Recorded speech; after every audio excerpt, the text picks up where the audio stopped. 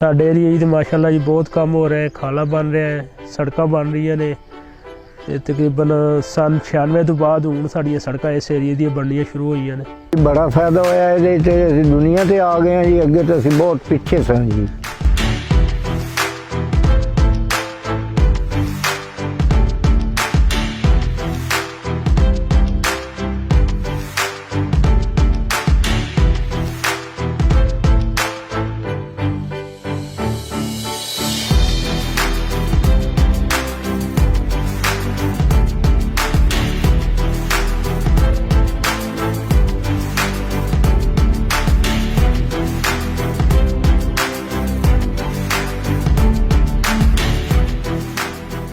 मैं जी जिमीदार हाँ, छोटा जिहा इस खाले का मैं भी हिस्सेदार हाँ। इहदा जी सानू बहुत ज़्यादा फायदा है जी कि पहले जिमीदार जिहड़े बल कढ़दे हन पानी फिर भी साडा लुढ़दा रहिंदा हा तोड़ो तोड़।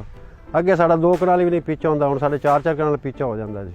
आम तो दुआवां दे रही है, जिहड़े दा काम वेखे ने पानी चलाया ही ने बड़ियां दुआवां देंदी पई, बड़ा फायदा इहदा जिमीदार दा जी। पिछे फेरा ना भी मारीए तो साडा पीछा तां भी पूरा, अगे तो पिछा फेरे भी मारदे साडा पीछा ही कोई नहीं हुंदा। पानी पूरा तोड़ पहुँचता ही नहीं, अखीर वाले तो उवें ही रह जाते सन।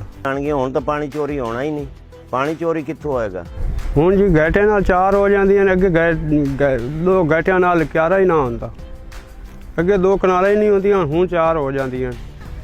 ਸੀਪੇਜ ਹੁੰਦੀ ਸੀ। ਦੂਸਰਾ ਜਿਹੜੇ ਕੱਚੇ ਖਾਲ ਸੀ ਉਹਦਾ ਸਾਈਜ਼ ਬਹੁਤ ਵੱਡਾ ਹੁੰਦਾ ਸੀ, ਪਾਣੀ ਦਾ ਫਲੋ ਘੱਟ ਹੁੰਦਾ ਸੀ, ਉਹਦੇ 'ਚ ਪਾਣੀ ਯਾਨੀ ਕਿ ਸਪੀਡ ਉਤਨੀ ਨਹੀਂ ਹੁੰਦੀ ਸੀ ਜਿਤਨੀ ਪੱਕਾ ਬਣਨ ਨਾਲ ਸਪੀਡ ਕਾਫੀ ਵੱਧ ਗਈ ਹੈ।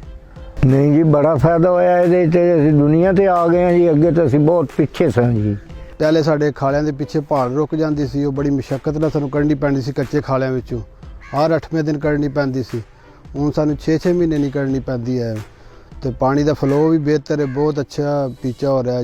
ਜਦੀਦ ਤਰੀਕਾ ਆਪਾਸ਼ੀ ਹੈ ਜੀ, ਇਹਦੇ ਨਾਲ ਮਾਸ਼ਾਅੱਲਾ ਸਾਨੂੰ ਕਾਫੀ ਫਾਇਦਾ ਹੈ।